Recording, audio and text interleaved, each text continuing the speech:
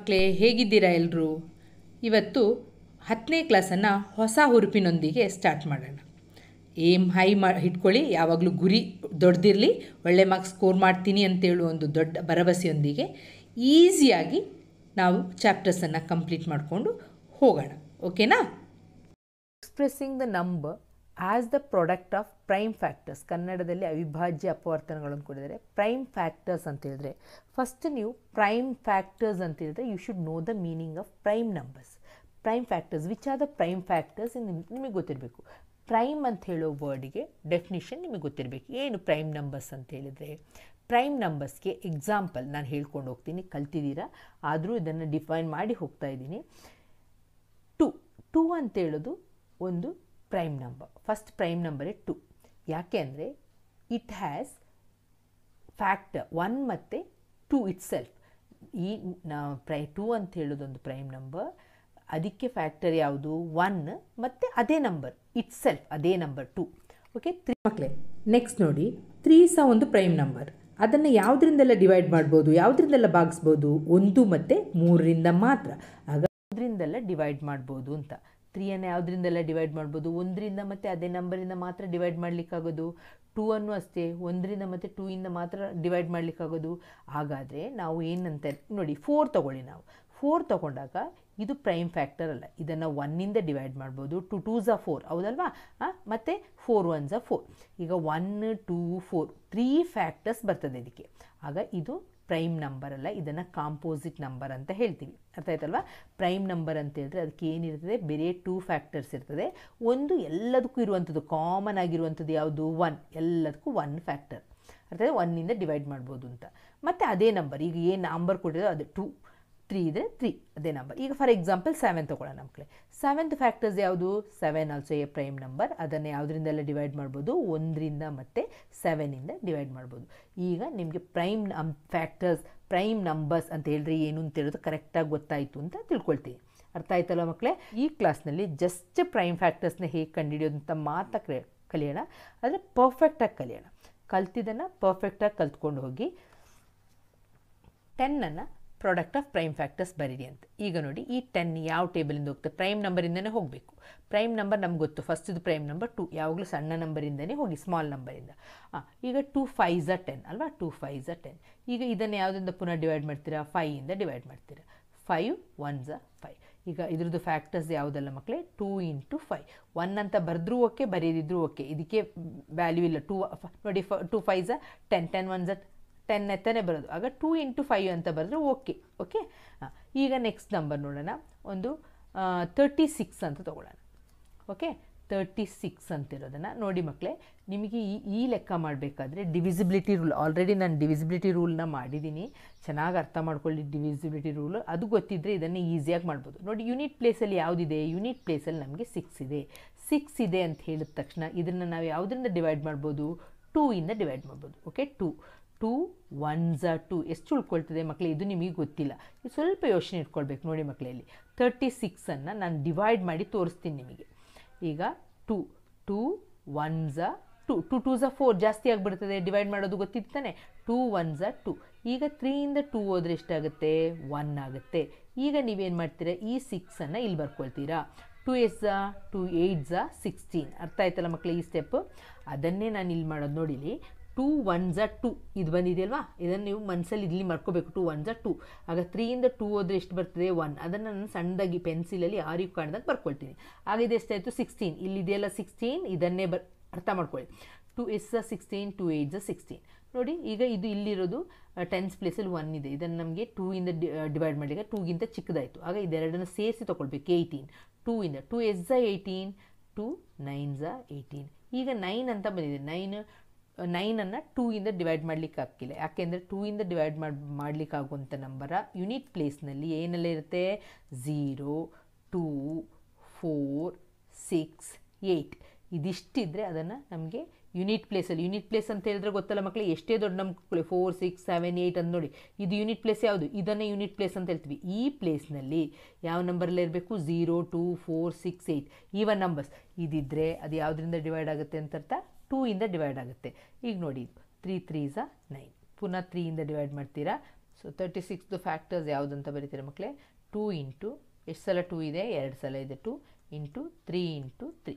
ಇದನ್ನು ನಮಗೆ ಮುಂದೆ ಕ್ಲಾಸಲ್ಲಿ 2 ಇಂಟು 2 ಅಂತ ಹೇಳಿದ್ರೆ 2 ಟು ದ ಪವರ್ 2 ಅಂತ ಬರಿಬೋದಾ? 2 ಟೈಮ್ಸ್ ಇದೆಯಲ್ವ, 2 ಟು ದ ಪವರ್ 2. 3 ಇಂಟು 3 ಅಂತ ಹೇಳಿದ್ರೆ ಏನು ಬರಿಬೋದು? 3 to the power 2. 3 to the power 2.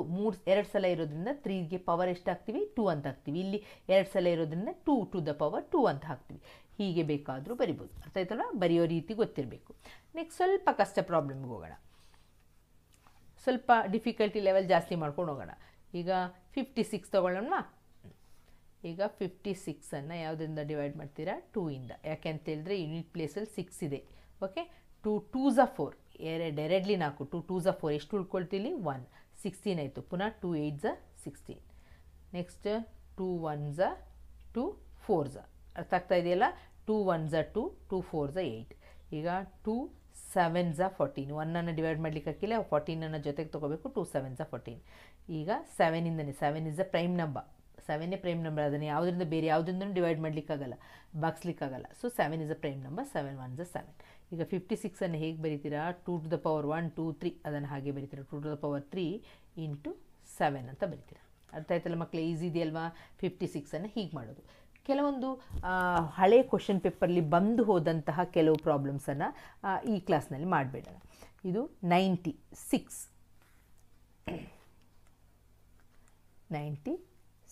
ಹೇಗೆ ಬರೀತೀರ? 96ಅನ್ನು 96 ಯೂನಿಟ್ ಪ್ಲೇಸಲ್ಲಿ ಏನಿದೆ? 6 ಇದೆ. ಆಗ ಇದನ್ನು ಯಾವುದರಿಂದ ಡಿವೈಡ್ ಮಾಡ್ಬೋದು? 2 ಇಂದ ಡಿವೈಡ್ ಮಾಡ್ಬೋದು. 2 4s 8 ಅಲ್ವಾ? 2 5s 10, 2 4s 8. ಎಷ್ಟು ಉಳ್ಕೊಳುತ್ತೆ ಇಲ್ಲಿ? 1 ಉಳ್ಕೊಳುತ್ತೆ. 2 4s 8 ಅಲ್ವಾ? 16 ಸಣ್ಣದಾಗಿ ಬರ್ಕೊಳ್ಳಿ. 2 8s 16. ಪುನಃ 2 2s 4, 2 4s 8. 2 1s 2, 2 2s 4. ಪುನಃ 2 6s 12, 2 3s 6, 3 1s. ಸೊ ಇದನ್ನೇನು ಬರೀತೀರಾ? 2 ಟು ದ ಪವರ್ ಎಷ್ಟಿದೆ ನೋಡಿ? 1 2 3 4 5. 2 ಟು ದ ಪವರ್ 5 ಇಂಟು ಇದು 3 ಎಷ್ಟಿದೆ? ಓನ್ಲಿ 1 ಟೈಮ್ ಇದೆ 3. 1ಅನ್ನು ಬರೆಯೋ ಅವಶ್ಯಕತೆ ಇಲ್ಲ ಮಕ್ಕಳು. ಎಷ್ಟು ಬರೆದ್ರೆ 2 ಟು ದ ಪವರ್ 5 ಇಂಟು 3 ಅಂತ ಬರೆದ್ರೆ ಆಯಿತು. Okay, next 120. ಸೊ 120ಅನ್ನು ಡಿವೈಡ್ ಮಾಡಿ. 120 ಯಾವುದರಿಂದ ಹೋಗುತ್ತೆ? 2 ಇಂದ. ಓಕೆ, 2 ಯಾಕೆಂದರೆ ಯೂನಿಟ್ ಪ್ಲೇಸಲ್ಲಿ 0 ಇದೆ, ಗೊತ್ತಿದೆ. 0 2 4 6 8 ಅದು ಕರೆಕ್ಟ್ ಪರ್ಫೆಕ್ಟ್ ಆಗಿರಬೇಕು. ಈಗ ನೋಡಿ 1ಅನ್ನು ಡಿವೈಡ್ ಮಾಡಲಿಕ್ಕೆ ಹಾಕಿಲ್ಲ, ಇದು 2ಅನ್ನು ಜೊತೆಗೆ ತೊಗೋಬೇಕು. 12 ಆಯಿತು. 2 6 12. ಓಕೆ, ಈ 0ನ ಹಾಗೆ ಬರೀರಿ. ಪುನಃ 2 3s 6, ಈ 0ನ ಹಾಗೆ ಬರೀರಿ. ಪುನಃ 2 1s 2. ಎಷ್ಟು ಉಳ್ಕೊಳ್ಳುತ್ತೆ ಇಲ್ಲಿ? ಇದನ್ನು ಸ್ವಲ್ಪ ನೋಡ್ಕೊಳ್ಳಿ ಮಕ್ಕಳೇ. 30ಅನ್ನು 2 ಇಂದ ಡಿವೈಡ್ ಮಾಡೋದು ನೋಡಿ. 2 1s 2 ಹೌದು ತಾನೆ? ಆಗ 3 ಇಂದ 2 ಹೋದರೆ ಎಷ್ಟಾಗುತ್ತೆ? 1. ಆಗ 3 ಇಂದ 2 ಹೋಯ್ತು, ಎಷ್ಟಾಯಿತು? 1. ಆಗ ಸಣ್ಣದಾಗಿ ಬರ್ಕೋಬೇಕು. ಎಷ್ಟಾಯ್ತು ನಿಮಗೆ? 10 ಆಗುತ್ತೆ. ಅರ್ಥ ಆಯ್ತಲ್ಲ?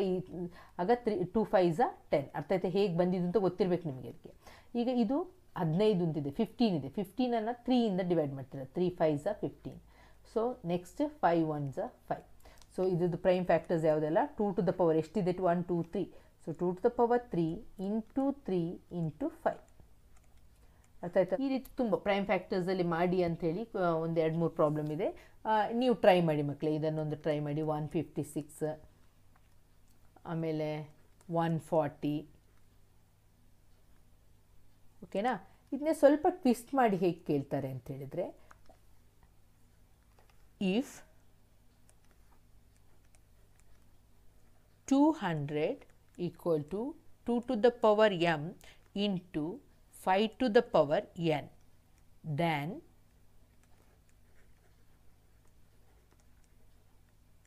find the values of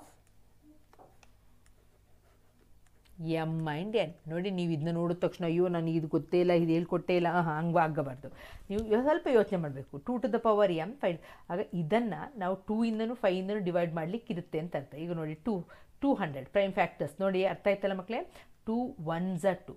ಇಷ್ಟು 0 0. Next again 2 5s 10 0. Next again 2 ಇಲ್ಲಿ ನೋಡಿ 2 2s 4, 2 3s 6, 6 ಜಾಸ್ತಿ ಆಗುತ್ತೆ. ಇಲ್ಲಿ 5 ಇರೋದು. ಆಗ 2 2s 4, 4 ಅಂತ ಹೇಳಿದ್ರೆ 5 ಇಂದ 4 ಹೋದರೆ ಎಷ್ಟಾಯಿತು? 1 ಆಯಿತು.